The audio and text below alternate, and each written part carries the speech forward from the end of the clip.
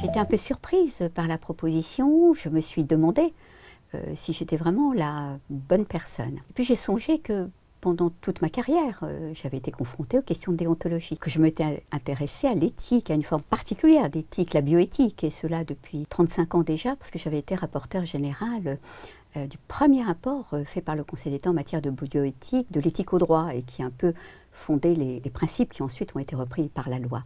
Et puis, dans le cadre de toutes mes fonctions, et notamment au sein du Conseil d'État, j'ai été amenée à travailler avec l'institution judiciaire. Lorsque j'étais secrétaire générale, c'était un temps que les moins de 20 ans ne peuvent pas connaître, des magistrats judiciaires ont été accueillis en détachement dans la juridiction administrative. Les magistrats judiciaires, j'ai été aussi amenée à bien les connaître et à travailler avec eux lorsque je présidais la Cour administrative d'appel de Versailles. J'avais la Cour d'appel toute proche, j'avais aussi le tribunal de grande instance et puis tous les tribunaux de grande instance du ressort. Et nous avons travaillé sur des sujets d'intérêt commun, comme le contentieux des étrangers. La section du rapport et des études, en outre, que je préside actuellement, est amenée à coopérer régulièrement avec la Cour de cassation pour organiser des colloques, des regards croisés. Le dernier en date, au mois de mai de cette année, porté sur l'environnement. Je vous incite à le regarder, il était fort intéressant. Et puis nous organisons aussi des séances de travail. Au total, vous voyez que finalement, je suis convaincue que les relations entre juridiction judiciaire et juridiction administrative sont importantes et accepter la responsabilité de ce pôle pouvait peut-être m'aider à y contribuer. Et il est une autre chose, moins conjoncturelle, dirais-je, peut-être plus de principe, c'est que les magistrats judiciaires et administratifs, des femmes et des hommes qui se sont mis au service de la justice, au service de la consolidation et de la protection de l'état de droit, eh bien, le font avec engagement, avec le même engagement, avec, je crois, la même responsabilité, afin de rendre cette justice au mieux, dans l'intérêt et au service du justiciable. Il me semble aussi que nous partageons la même conception de la fonction de juger, fondée sur les principes d'indépendance, de dignité, d'impartialité de la justice, d'intégrité, de probité des magistrats. Valeurs qui nous sont communes et sur lesquelles aussi peut-être le pôle d'humanité judiciaire pouvait amener à réfléchir et qu'il pouvait conduire à approfondir.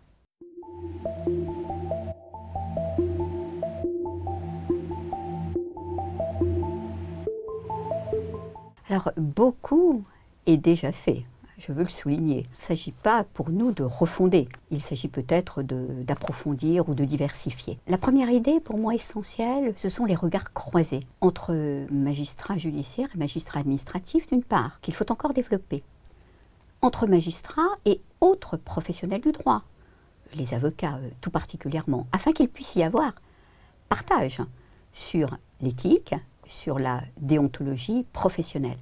Il est toujours important d'avoir un regard venu d'ailleurs. Alors en ce qui concerne les magistrats en formation initiale, il me semble qu'ils pourraient être mis en situation concrète, si j'ose dire, en atelier, pour réfléchir à des cas pratiques, en se posant eux-mêmes la question, confrontés à une situation, comment vais-je réagir, quel réflexe dois-je avoir, quelle analyse dois-je faire de cette situation.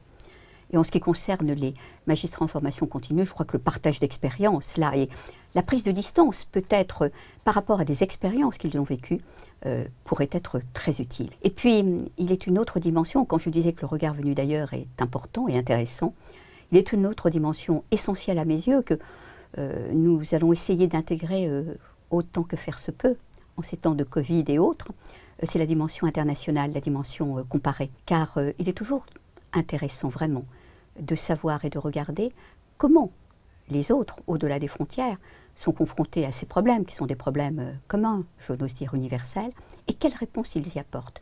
Cela permet de mieux réfléchir sur ses propres réactions et sur ses propres, si j'ose dire, convictions. Alors, sur le contenu des enseignements eux-mêmes, en matière d'éthique et de déontologie, il me semble intéressant de pouvoir prendre en compte des évolutions très importantes dans notre société. Tout d'abord, l'importance de l'égalité homme-femme et de la lutte contre toute discrimination. Ensuite, le respect de la laïcité. Enfin, l'utilisation des réseaux sociaux et l'expression sur ceux-ci. Il est d'ailleurs à noter que notre prochaine étude annuelle au Conseil d'État portera sur les réseaux sociaux.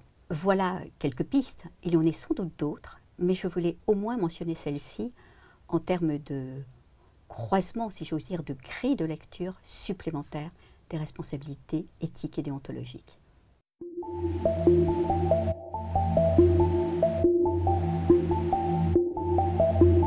Alors vous avez vu que j'en ai évoqué quelques-uns finalement précédemment, mais deux autres thèmes importants qui ont été mis en lumière, je trouve, par l'actualité, notamment par la pandémie du Covid-19, me viennent à l'esprit.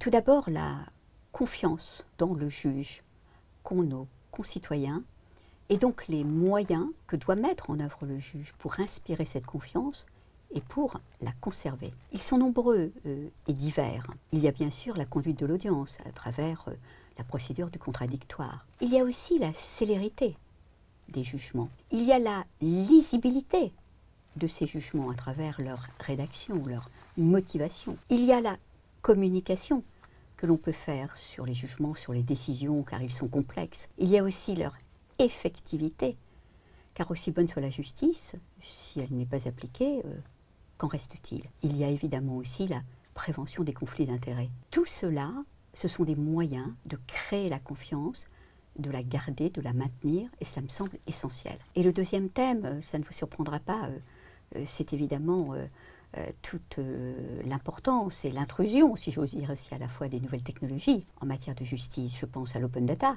des décisions de justice, je pense à la dématérialisation des procédures, je pense à l'utilisation des potentialités de l'intelligence artificielle, dans ce qu'elles ont de bon et peut-être de moins bon.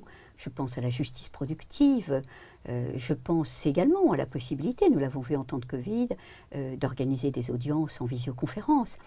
Et j'ai évoqué tout à l'heure l'utilisation de l'expression sur les réseaux sociaux. Il y a là un champ immense et un champ déjà abordé, un champ qu'il faut continuer, si vous me permettez cette métaphore, de labourer avec ténacité et avec profondeur.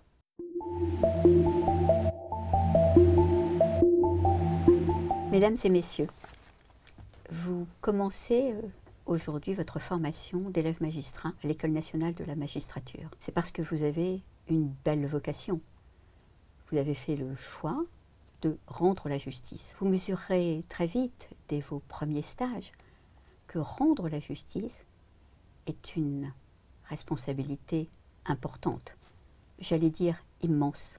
Le pôle des humanités judiciaires a pour objectif premier, principal, de vous aider à mieux connaître les règles de déontologie, de vous faire réfléchir et acquérir les valeurs éthiques qui vont irriguer toute votre activité, je l'espère, et qui vont fonder, j'y reviens, la confiance que les justiciables et la société dans son ensemble mettent dans leurs juges. Ne voyez pas ces règles comme un carcan, comme des contraintes, mais plutôt comme un soutien. Et puisse le pôle d'humanité judiciaire vous aider à remplir au mieux votre office, tout votre office, mais seulement votre office.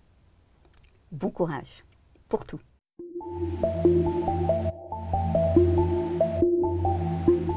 Mesdames, Messieurs, la formation continue est à mes yeux indispensable. Il faut se souvenir de ce que disait Socrate. La sagesse est de savoir qu'on ne sait rien.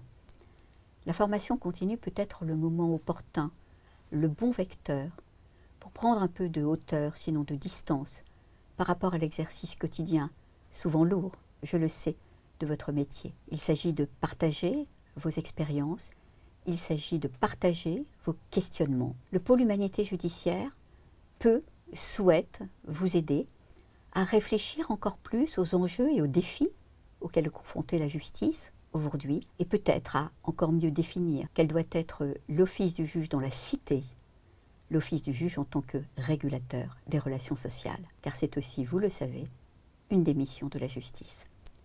À bientôt.